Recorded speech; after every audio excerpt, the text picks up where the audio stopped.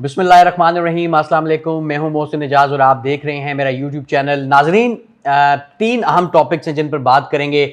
सबसे पहले तो आज एक इंतहाई अहम इजलास हुआ है इलेक्शन कमीशन ऑफ पाकिस्तान में। सुप्रीम कोर्ट ने एक फैसला दिया कि मखसूस नशिस्तें पाकिस्तान तहरीक इंसाफ को दी जाएँ। ताहम उसके बाद आप सबको पता है कि किस तरीके से मुख्तलिफ क्वार्टर्स से ये खबरें सामने लाई गई कि पाकिस्तान तहरीक इंसाफ को मखसूस नशिस्तें देने से मुतल्लिक फैसला काबिल अमल है भी या नहीं। फिर एक तरफ से ये खबर भी आई कि इलेक्शन कमीशन इस फैसले पर अमल नहीं करेगा। यानी इन शॉर्ट ये कि पाकिस्तान तहरीक इंसाफ को नशिस्तें नहीं दी जाएंगी। मुख्तलिफ तरीके से टाल मटोल से काम लिया जा रहा है। ये आज जो इलेक्शन कमीशन ऑफ पाकिस्तान में इजलास हुआ है, इस हवाले से एक बड़ी अहम खबर है। और पहली मरतबा ये हुआ है कि इलेक्शन कमीशन ऑफ पाकिस्तान जो हमेशा ही वन साइडेड फैसले दे ही जा रहा था, वहां अंदर से भी डिवीजन सामने आई है। और ये एक बड़ी खबर है जिसकी तफसीलात हम फहीम साहब से मालूम करेंगे। लेकिन उससे पहले जो सुप्रीम कोर्ट ऑफ पाकिस्तान में दो बड़ी विकेट्स गिरी हैं, और वो दो बड़ी विकेट्स इस तरह से कि 4 जजेस प्रोपोज किए गए थे बतौर एडहॉक जज सुप्रीम कोर्ट ऑफ पाकिस्तान में, जिनमें से एक जस्टिस मुशीर आलम ने पहले ही रोज माजरत कर ली थी, और आज जस्टिस मकबूल बाकर जो साबिक निगरान वजीर आला सिंध भी हैं, जो 8 फरवरी के इंतखाबात में निगरान वजीर आला थे सिंध के, उनकी जानिब से भी अब माजरत की गई है कि एडहॉक जज बनने से। लेकिन इसके साथ ही उन्होंने इस अमल को जो है वो दुरुस्त करार दिया है और कहा है कि जो 2 जजेस हैं, जस्टिस सरदार तारिक मसूद और जस्टिस मजहर आलम मियां खेल, जिन्होंने रजामंदी जाहिर की है कि वो बड़े जबरदस्त जजेस हैं। इसके अलावा एक और अहम टॉपिक भी है जो लाहौर हाई कोर्ट के चीफ जस्टिस आलिया नीलम और चीफ इलेक्शन कमिश्नर की मुलाकात भी हो गई है। क्या ट्रिब्यूनल्स जो former chief justice Lahore high court ने दिए थे वो बरकरार रहेंगे, या फिर इलेक्शन कमीशन के रिटायर्ड जजेस वाले ट्रिब्यूनल होंगे? इन दोनों टॉपिक्स पर बात करेंगे। फहीम साहब, सबसे पहले मेरे ख्याल में सुप्रीम कोर्ट में 2 विकेट्स गिर गई हैं। अचानक सुप्रीम कोर्ट में ये चीज सामने आना कितना खुशाइंद है कि अचानक सुप्रीम कोर्ट के चीफ जस्टिस को ये लगा कि इस वक्त 58,000 केसेस हो गए हैं सुप्रीम कोर्ट में। सितंबर 17 को उन्होंने अपना ओहदा संभाला था 2023 में, और तकरीबन 10 महीनों में, अब 10 महीनों के बाद उन्हें लगा अचानक मखसूस नशिस्तों वाले फैसले के बाद कि मुकदमात बहुत ज्यादा हो गए हैं, अब इनका बोझ कम होना चाहिए। और इसके लिए देखिए क्या कहेंगे? देखिए मोहसिन, मखसूस नशिस्तों के बाद काजी साहब ऑफिशियली हार गए थे। उस फैसले के बाद उनकी अक्सरियत खत्म हो गई थी, और वो जो एक प्लान बना के बैठे हुए थे वो उनका प्लान सारा नाकाम हो गया। अब पहले यही चीफ साहब जो हैं और उनके जो हामी लोग हैं, मुझे बड़े कहते हुए दिखाई देते कि देखें असूल परस्त हैं, आइन के ऊपर चलने वाले हैं, कानून के ऊपर चलने वाले हैं, और जो कानूनी रिवायात हैं उसके तहत चलने वाले हैं। अब कोई इनसे पूछे कि 2005 के बाद सुप्रीम कोर्ट में कोई एक सेकंड, ऐसा कौन कहता था कि बड़े आइन पसंद है? सर, जो आजकल उनके तर्जमान बने फिरते हैं, जो हुकूमत, उन्होंने खुद कभी कही ये बात? वो खुद भी बाज़ औक़ात कहते थे कि आइन के ऊपर चलना चाहिए, आइन के ऊपर चलना चाहिए, वो खुद तो अभी भी कहते हैं। नहीं चलना एक अलग बात है, लेकिन कहते तो है ना। एक एक चीज करके उनके ऊपर से, उनके जो चेहरे के ऊपर से पर्दा है वो मोहसिन साहब उतर रहा है। कानून पसंदी, आइन पसंदी, असूल पसंदी, सारी चीजें जो है उनकी एक्सपोज हो रही हैं। और अब इस मामले में जब तमाम बार्स, पूरे जो हमारी जो कानूनी जो हल्के हैं हमारे, वो इस बात के ऊपर मुत्तफिक हैं कि आज़ाद अदलिया के लिए एडहॉक जज नहीं होने चाहिए। और 2005 के बाद से लेकर कोई एडहॉक जज, 2015 के बाद से कोई एडहॉक जज सुप्रीम कोर्ट ऑफ पाकिस्तान में नहीं आया। तो ऐसे में हमारे असूल पसंद, आइन पसंद चीफ जस्टिस, आइन पसंद, असूल पसंद चीफ जस्टिस ने कहा कि नहीं, मेरी अक्सरियत होनी चाहिए, तो इसलिए हम एडहॉक जज लेके आ रहे हैं। मैं ये समझता हूं कि जो नहीं, उन्होंने ये नहीं कहा। वो पता है क्या कहते हैं?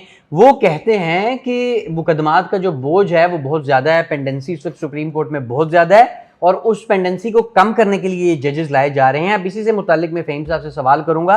जो एक मोअज़्ज़ज़ जज साहब हैं, उनका 9 साल का बतौर परमानेंट जज सुप्रीम कोर्ट में कैरियर रहा, और इन 9 सालों के दौरान उन्होंने कुल 12 फैसले लिखे। फहीम साहब, 12 फैसले उन्होंने लिखे, तकरीबन नियरली। जस्टिस सरदार तारिक मसूद, सुप्रीम कोर्ट की वेबसाइट पे आप चले जाएं, उनके नाम पे जब आप क्लिक करते हैं तो 12 फैसले सिर्फ नजर आते हैं, जिनमें से बेशतर जो हैं वो 1.5 से 2 सफ़हात पर मुश्तमिल हैं। जो लोग सुप्रीम कोर्ट ऑफ पाकिस्तान की प्रोसीडिंग्स को कवर करते हैं, जो कानून के पेशे से वाबस्ता हैं, उन्हें पता है कि 1.5 सफ़े पे तो खाली पार्टियों के नाम और जजेस के नीचे ऑर्डर पे नाम होते हैं, तो बाकी आप कर लें। फहीम साहब, क्राइटेरिया ये बताया जा रहा है ना कि पेंडेंसी कम करनी है। ये इस वक्त तो जो अगर इन जज साहब की रेशो देखी जाए तो ये तो 1 साल में 1 फैसला लिखते हैं, तो ये 58,000 केसेस कम करने के लिए फिर इन्हें तो कम अज कम 58,000 साल चाहिए होंगे, फिर तो 3 साल का ये कौन सा मेरिट है मोहसिन साहब? ये कौन सा मेरिट है जिस बेस के ऊपर आप 58,000 मुकदमात कम करने जा रहे हैं? ये तो सीधी सीधी सी बात है कि बदनीयती के ऊपर मुश्तमिल ये डिसीजन है और ये मूव है। लेकिन इसका वाहिद मकसद पेंडेंसी खत्म करना नहीं। अगर पेंडेंसी खत्म करने का मकसद था भी सही ना, जब चीफ जस्टिस काजी फायज साहब आए थे ना, उसी वक्त ये कर रहे थे। आपको एक चीज मैं रिमाइंड करवाता हूं कि chief justice Peshawar high court का एक फैसला, बल्कि उनका खत जो है वो रिकॉर्ड के ऊपर मौजूद है। वो कह रहे कि मैं बनता था अहल, मुझे क्यों नहीं एलिवेट किया गया। अच्छा, उस खत की मैं मजीद डिटेल्स आपको बताता हूँ। फहीम साहब, उन्होंने इस खत में ये लिखा था कि सुप्रीम कोर्ट में जजेस की 4 असामियां खाली थीं, लेकिन सिर्फ एक असामी को पुर किया गया। सिर्फ एक जज को लाया गया बलोचिस्तान हाई कोर्ट से, जस्टिस नईम अख्तर अफगान को। 3 असामियां खाली रखी गई। ये पेंडेंसी उस वक्त भी थी। ये 3 असामियां क्यों खाली रखी गई? जब एक ले आए थे, एक तरफ अगर रूल्स बन रहे थे तो फिर या तो सारी बाद में की जाती, या आप जो है वो बाकियों को भी अभी कर लेते या सारों को छोड़ देते। एक ही पॉलिसी होनी चाहिए थी। बड़ा स्ट्रेंज कि एक अचानक जब भी जो है ये चैम्बर वर्क पे जाते हैं तो कोई इस तरह की चीज जो है वो आ जाती है। कोई इस तरह की, नहीं चले ये लफ्ज हम नहीं इस्तेमाल करते, लेकिन ये है कि कोई ना कोई चीज इस तरह की सामने आ जाती है। हाँ, कोई 2 विकेटें गिर गई हैं मोहसिन साहब। देखिए 2 जजेस चले गए। मैं समझता हूँ कि जस्टिस मुशीर आलम साहब का जो फैसला है वो उसको बड़ा अप्रिशिएट करते हैं। बड़ा अच्छा उनका फैसला था।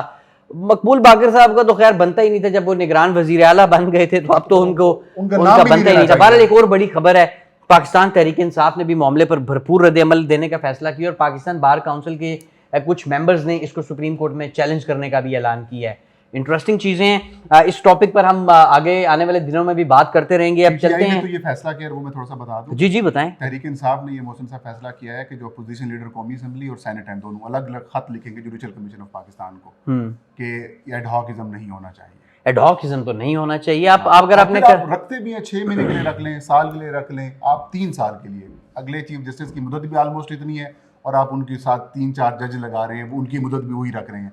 ये अनप्रेसिडेंटेड है और मेरे ख्याल में पीटीआई ने बड़े अच्छे तरीके से इस सारे मामले को टैकल किया है और इस मामले के ऊपर अपना मौक़िफ़ भी सामने रखा और भरपूर सोशल मीडिया के ऊपर कंपेन भी की और भी बड़ी जमातों ने इस तरीके से इसकी मुखालफत की। और यही वजह है कि अवामी दबाव में आकर जो 2 जजेस हैं वो पीछे हट रहे हैं, 2 हट गए हैं। अच्छा फहीम साहब, एक और जो बड़ी खबर है आज की, इलेक्शन कमीशन। पहली बात तो ये कि ये सुप्रीम कोर्ट ऑफ पाकिस्तान का फैसला है, इस पर मनो अनमल होना चाहिए, नहीं हो रहा। ये इजलास हो रहे हैं। क्या हुआ है इजलास में आज? देखें क्या कहता है इलेक्शन जो कमीशन? मौजूदा इलेक्शन कमीशन है ना, इसके खिलाफ हमने जितनी बातें की हैं और जितनी इनको हमने गैरत, इनको कानून आइन याद दिलाने की कोशिश की है, वो सारी बेसूद है। अभी भी सुप्रीम कोर्ट ऑफ पाकिस्तान के इस फैसले से पहले अगर हम नज़र दोहराएं, जस्टिस बंदियाल साहब जो चीफ जस्टिस थे, उन्होंने खैबर पख्तूनख्वा और पंजाब के इंतखाबात कराने का हुक्म दिया था। तो यही इलेक्शन कमीशन था, किस तरीके से उसने सुप्रीम कोर्ट के फैसले के ऊपर अमल दरामद नहीं किया। लेकिन ये अभी भी ये समझ रहे हैं कि अभी भी शायद सुप्रीम कोर्ट ऑफ पाकिस्तान के फैसले के ऊपर हम अमल नहीं करेंगे तो हमारे खिलाफ कोई कार्रवाई नहीं होगी, कोई एक्शन नहीं होगा।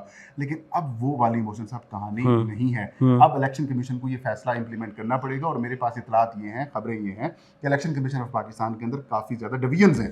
क्या डिवीजन आ रही है? इलेक्शन कमीशन तो हमेशा से बस जो हुक्म होता है उसके ऊपर साइन करके कहते हैं ये ले। देखिए, जो मखसूस नशिस्तों के फैसला इलेक्शन कमीशन ने किया था कि पीटीआई वाली या सुन्नी इत्तेहाद कौंसिल को सीटें नहीं दी जाएंगी, जेडीयू पीपल्स पार्टी और एमक्यूएम और बाकी जमातों को, नून लीग को दी जाएंगी, उसमें मेंबर पंजाब बाबर हसन भरवाना साहब ने मुखालफत की थी। उन्होंने कहा था कि ये मखसूस नशिस्तें जिनको अलाट हो चुकी हैं। उन्होंने आज इजलास में फिर मुखालफत कहा है कि पीटीआई को नशिस्तें मिलनी चाहिए। नशिस्तें पहले वो कह रहे थे कि जो नशिस्तें हुकूमत को पहले दी जा चुकी हैं या जमातों को दी जा चुकी हैं उससे इजाफी नहीं मिल सकती।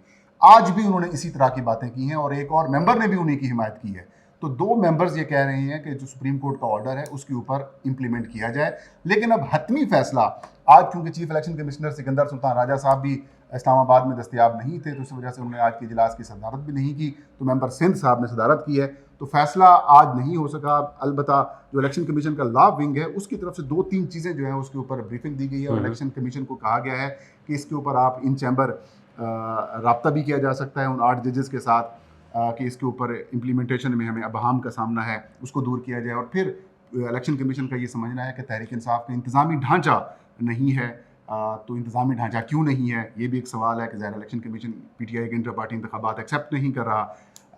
तो इस वजह से कमीशन कह रहा है कि हम इन चैम्बर जाएंगे कि किसके लिस्ट हम एक्सेप्ट करेंगे। और फिर ये भी इलेक्शन कमीशन कह रहा है कि तहरीक इंसाफ तो इस केस के अंदर फ्रीक भी नहीं थी, तो फिर उनको सीटें कैसे देने का फैसला दिया जा रहा है, और फिर आइन के अंदर जब आज़ाद उम्मीदवारों को 3 दिन दिए जाते हैं तो फिर 15 दिन किस कानून के तहत हम इस सारे मामले को देखें।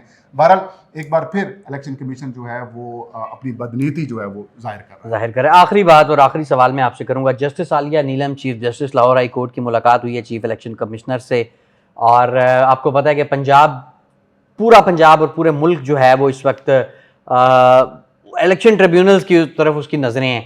कौन से ट्रिब्यूनल हैं जी फ़हीम साहब, ये बताएं, जो former chief justice Malik Shahzad साहब ने लगा दिए थे वही, या इलेक्शन कमीशन जो रिटायर्ड जज लगाना चाह रहा है वो?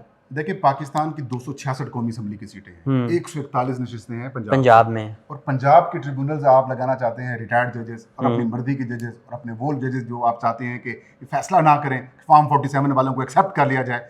जस्टिस शहजाद मलिक वाले जो ट्रिब्यूनल्स हैं, मैं ये समझता हूँ कि वही बरकरार रहेंगे, और आज की मीटिंग के अंदर भी ऑलमोस्ट यही बातें डिस्कस की गई हैं। अगले आने वाले दिनों तक वो चीज़ें सामने आ जाएंगी, लेकिन जो chief justice Lahore high court हैं वो अपने जजेस के साथ रहेंगी, वो रिटायर्ड जजेस की तरफ कभी भी नहीं जाएंगी। वो रिटायर्ड जजेस की तरफ नहीं जाएंगे। ये थी जी फ़हीम साहब की आज के इस अहम मुलाकात के हवाले से खबर।